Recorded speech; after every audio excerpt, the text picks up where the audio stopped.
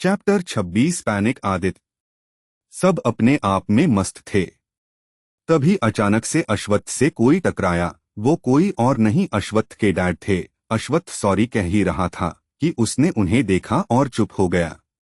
सभी ने उन्हें देखा। सब अजीब तरीके से एमआर आर्यन को घूर रहे थे। आदित्य गुस्से में कांप रहा था। ओरियन जिसका हाथ आदित्य ने पकड़ रखा था वो उसके गुस्से को महसूस कर रहा था। ओरियन ने आदित्य को संभाला और धीरे से बोला, कंट्रोल योरसेल्फ, यहाँ हम कोई तमाशा नहीं कर सकते, बिग बॉस है ना। पर आदित्य जिसका दिल बचपन में ही उसके पिता की वजह से बुरी तरह से टूट गया था, वो अभी तक संभला नहीं था। आदित्य एक प्योर और सॉफ्ट हार्टेड पर्सन था और फैमिली में सबसे ज्यादा उससे ही प्यार किया जाता था क्योंकि उसे अब भी प्यार की जरूरत थी। भले ही वो एक काबिल वाइस प्रेसिडेंट था पर उसका दिल बहुत सॉफ्ट था और एमआर आर्यन उसके दिल में एक कांटे की तरह थे। जब भी वो उसके सामने आते थे उन्हें एमआर आर्यन के दिए वो कभी नहीं भूलने वाले जख्म याद आ जाते थे। उनकी मां की मौत के जिम्मेदार उनके पिता थे। उनके पिता ने पूरे परिवार को तकलीफें और दर्द ही दिया था। आदित्य के कोमल मन पर इसका बहुत बुरा इम्पैक्ट पड़ा था क्योंकि वो अपने पिता से बहुत प्यार करता था। पर एमआर आर्यन ने जो किया उसके बाद उसका दिल टूट गया। उनकी वजह से वो बेघर हो गए थे। अश्वत्थ के कंधों पर छोटी एज में ही बड़ी जिम्मेदारी का बोझ आ गिरा था।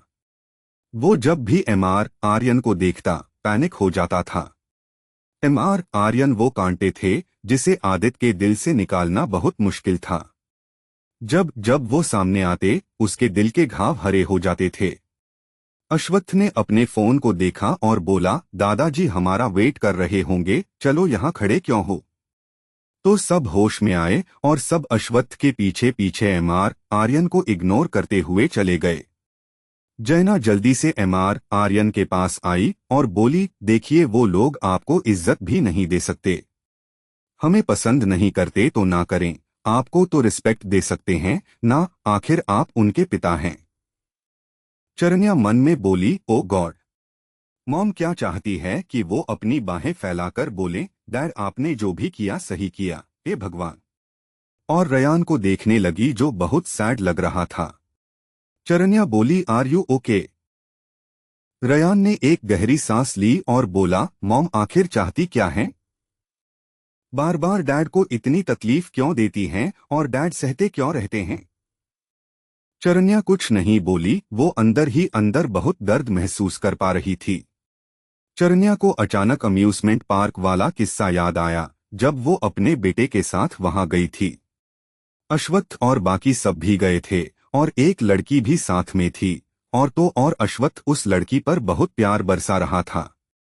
वो सोचने लगी वो लड़की हो कौन सकती है, क्योंकि अश्वत्थ हमेशा से लड़कियों से दूर रहता था और ज्यादा से ज्यादा उसकी दोनों बहनें ही उसके करीब थी। वो मन में बोली, क्या वो लड़की उसकी गर्लफ्रेंड थी या फिर उसके किसी दोस्त की बहन। चरन्या अब जानती थी अगर उसने उसकी माँ को ये बात बताई तो उसकी माँ फिर से कोई घटिया गेम प्लान करेगी और वो अब ऐसा कुछ नहीं चाहती थी क्योंकि 8 साल पहले के इंसिडेंट से उसे अच्छा खासा सबक मिल गया था। दादाजी ने पर्सनली उसे एक अच्छा सबक सिखाया था जिससे उसकी अक्ल ठिकाने आ गई थी। एमआर आर्यन ने एक लंबी गहरी सांस ली, फिर वो दूसरी तरफ चले गए। जैना ये देखकर हैरान थी, वरना एमआर आर्यन उसकी हर बात मानते थे, लेकिन कुछ दिनों से वो उनमें काफी बदलाव देख पा रही थी। वो मन में बोली, आखिर हो क्या रहा है। तारुष ने मेरी बातों पर रिएक्ट नहीं किया, हाउ इज दिस पॉसिबल। वो गुस्से में दांत पीसने लगी। ये उसके अहम के गाल पर एक जोरदार तमाचे की तरह था। इधर सब लोग कार में शांत बैठे थे, एक भयानक शांति पसरी हुई थी। आदित्य खुद को संभालने की पूरी कोशिश कर रहा था और अश्वत्थ अंदर ही अंदर अपने गुस्से को शांत कर रहा था। बाकी सब भी खुद को नॉर्मल कर रहे थे। अभ्रम मन में बोला, भगवान पता नहीं आप चाहते क्या हो। क्या आप इनको इतनी तकलीफ में देखकर थक नहीं गए हो जो और जख्म दिए जा रहे हो। हम सब फील कर सकते हैं कि दोनों भाई कितनी तकलीफ में हैं। आप उनके साथ कुछ अच्छा कर ही नहीं रहे हो। आप एमआर आर्यन को टपका क्यों नहीं देते? सारी मुसीबत ही खत्म। वो मन ही मन एमआर आर्यन, उसकी वाइफ, उसके बच्चों को 1000 गालियां दे रहा था, क्योंकि वो अश्वत्थ का बचपन का दोस्त था। हालांकि वो अश्वत्थ से 2 साल छोटा था, पर उसका बेस्ट फ्रेंड था। वो अश्वत्थ को तकलीफ में देख नहीं सकता था। वो हमेशा से यही दुआ करता था कि एमआर आर्यन हमेशा हमेशा के लिए इस दुनिया से चले जाएं। अभ्रम कभी नहीं चाहता था कि अश्वत्थ तकलीफ में रहे, लेकिन जब भी एमआर आर्यन का जिक्र होता या वो उनके सामने आ जाते तो अश्वत्थ बहुत तकलीफ में रहता था। अभ्रम का मन करता था कि वो पर्सनली एमआर आर्यन से पूछ ले, उन्हें क्या मजा आता है जो बार बार उनके सामने आ जाते हैं। आखिर दादाजी ने उन्हें सारी दौलत तो दे दी थी ना, भले वो कैसे भी करके अपनी जिंदगी गुजार रहे थे, और आज जब वो रिच हैं तो क्यों बार बार सामने आकर उनको तकलीफ पहुंचाते हैं। उसका मन करता था कि सबको एक साथ किसी रॉकेट में बांधकर किसी दूसरे ग्रह पर पहुंचा दें। वो लोग आर्यन पैलेस पहुंचे। आदित्य काफी हद तक खुद को संभाल चुका था। अश्वत्थ बाहर से बहुत शांत लग रहा था, पर अंदर से ठीक नहीं था। वो सीधे कार से निकलकर अंदर चला गया। बाकी सब भी उसके पीछे घर के अंदर चले गए। अश्वत्थ जब भी परेशान होता था तो वो टेरेस पे चला जाता था, लेकिन आज उसे टेरेस पर भी शांति नहीं मिल पा रही थी। बहुत देर तक वहां रहने के बाद वो अपने रूम में आया। टिया, जो अश्वत्थ के पार्टी में जाने की खुशी में उसके पूरे बेड पे हाथ पैर फैलाकर सोई हुई थी, बहुत फनी लग रही थी। उसके चेहरे से साफ पता चल रहा था कि वो बहुत खुश है और गहरी नींद में है। अभी रात के 2 बज रहे थे। उसने देखा कि इतने बड़े किंग साइज बेड में उसकी क्यूट सी वाइफ अकेली ही सोई हुई है, और इधर उधर 2 बड़े बड़े टेडीज को सुला रखा है। अचानक से उसे हंसी आ गई और उसके अंदर का गुस्सा भी शांत हो गया। वो मन में बोला, क्या इसे मेरे ना होने से बहुत खुशी होती है? और उसके पास गया। टिया के चेहरे पर उसके बाल बिखरे हुए थे। अश्वत्थ उन्हें हटाने लगा तो टिया नींद में ही कसमसाते हुए दूसरी तरफ करवट लेकर सो गई, और इससे बिस्तर पर एक और इंसान के सोने के लिए जगह बन गई। अश्वत्थ ने अपना लॉन्ग कोट और सूट निकाल कर रखा, और अपनी टाई भी, और अपनी शर्ट के 2 बटन खोले और स्लीव्स को भी फोल्ड कर लिया। शूज तो उसने पहले ही निकाल दिए थे। अश्वत्थ टिया के बगल में लेट गया। तभी टिया ने उसकी तरफ करवट ली और उसकी चेस्ट पर अपना सिर रख दिया, और उसकी कमर को पकड़ते हुए वो नींद में बड़बड़ा रही थी, रॉकी, पता है आज बहुत दिनों बाद मैं अकेले बेड पर सो रही हूँ, कितनी शांति है। और मुस्कुराने लगी। अश्वत्थ ने अपने साइड पर रखे टेडी को देखा, जिसका नाम टिया ने रॉकी रखा था। अश्वत्थ को एक बात अच्छे से पता चल गई थी कि टिया नींद में बड़बड़ाती रहती है। वो सोचने लगा कि इसका क्या मतलब है, मेरे ना होने से इसे अच्छी नींद आती है और मेरे रहने से क्या जागती रहती है। लेकिन ऐसा हुआ तो कभी नहीं। टिया फिर बोली, काश तुम बोल पाते। उनके रहते तुम बोल ही नहीं पाते। वो बस अपनी मनमानी करते हैं और मुझसे हर बात मनवाते हैं। मेरी जॉब छुड़वा दी, अब मैं कहां से उनका कर्ज चुकाऊंगी। मैं तो कंगाल हो गई। और नींद में ही अश्वत्थ के पेट को पीटने लगी। अश्वत्थ ने अपनी आंखें बंद कर ली और उसका हाथ पकड़ लिया। टिया अब भी नींद में थी और वो रॉकी का पेट समझकर अश्वत्थ को मार रही थी। अश्वत्थ मन में बोला, बेकार में ही इसे ट्रेनिंग करने को कहा, मुझे क्या पता था कि ये मुझे ही पीटने लग जाएगी।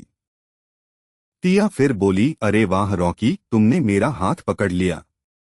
और नींद में ही अश्वत्थ के सीने को किस कर लिया और अपना हाथ छुड़ाकर रॉकी का सिर समझकर अश्वत्थ के गाल को थपथपाने लगी और बोली, तुम भी सो जाओ, सो जाओ। अश्वत्थ ये देखकर हैरान था कि वो अब भी उसे टेडी समझ रही थी।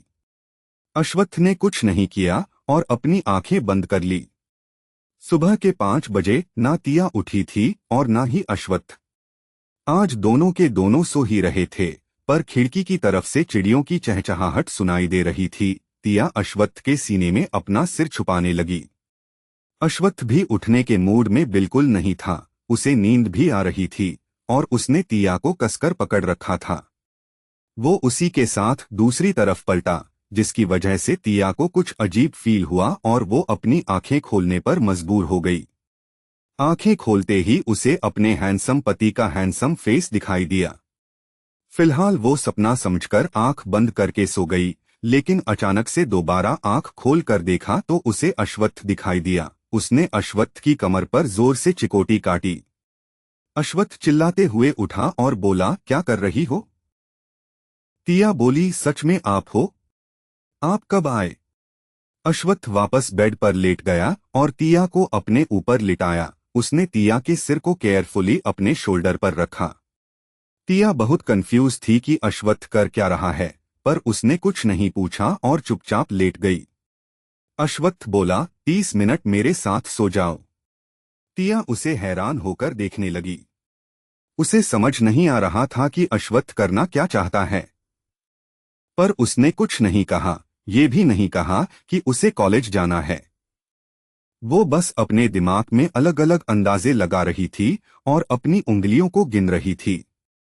अश्वत्थ सो चुका था, पर तिया की नींद उड़ गई थी। अश्वत्थ ने तिया की कमर को टाइटली पकड़ रखा था। तिया जब अपनी उंगलियों को गिनते गिनते बोर हो गई तो वो अश्वत्थ के चेहरे पर अपनी उंगलियां फिराने लगी। हालांकि उसे पता था ऐसा करना शेर की गुफा में घुसकर उसे जगाने जैसा था, पर उसे कुछ समझ नहीं आ रहा था। ऐसा कहा जा सकता था कि उसकी अक्ल घास चरने गई थी। वो उसके चेहरे, उसकी गर्दन, उसके सीने पर अपनी उंगलियां चलाने लगी। उसे बड़ा मजा आ रहा था। तिया अश्वत्थ के फेस को एक जौहरी की तरह ध्यान से देखने लगी, जैसे अश्वत्थ कोई हीरा हो। तिया अश्वत्थ को पहली बार इतने करीब से और ध्यान से देख रही थी। उसे फील हो रहा था कि अश्वत्थ एकदम परफेक्ट है। उसका फेस, उसकी पूरी बॉडी, सब परफेक्ट था। तिया उसकी बंद आंखों को, उसकी नाक को, उसके गालों को छू रही थी। उसने अश्वत्थ के पतले गुलाबी होठों को देखा और उसे छूने ही वाली थी कि अश्वत्थ ने अपनी आंखें खोली और बोला, क्या करने की कोशिश कर रही हो? तिया के हाथ बर्फ की तरह जम गए और वो डर भी गई और मन में भगवान को याद करने लगी। वो खुद को कोसते हुए बोली, मेरी अक्ल घास चरने गई थी जरूर। अभी सर बोलेंगे कि मैं उनके नींद में होने का फायदा उठा रही थी। तिया अपना हाथ वापस खींच रही थी, लेकिन अश्वत्थ ने अपने हाथ से उसके हाथ को पकड़ लिया। तिया और ज्यादा डर गई। वो अपनी सफाई में कुछ कहना चाहती थी, लेकिन जैसे ही उसने कुछ कहने के लिए मुंह खोला, उसके गले से आवाज नहीं निकली। उसकी हिम्मत ही नहीं हो रही थी कुछ कहने की। अश्वत्थ ने अपनी उंगलियों से तिया की उंगलियों को जकड़ लिया। ये देखकर तिया अपनी आंखें फाड़कर अश्वत्थ को देखने लगी। वो मन में सोचने लगी कि अश्वत्थ करना क्या चाहते हैं। वो कुछ बोल ही रही थी कि अचानक से अश्वत्थ ने रोल किया और तिया नीचे आ गई और अश्वत्थ उसके ऊपर। तिया उसे हैरान होकर देख रही थी। अश्वत्थ अपना मुंह उसके कान के पास ले जाकर बोला, क्या तुम मुझे किस करने का सोच रही थी? ये सुनकर तिया के गाल शर्म से गुलाबी हो गए। तिया अश्वत्थ की गर्म सांसों को अपनी गर्दन पर महसूस कर पा रही थी। वो पहली बार ऐसा महसूस कर रही थी।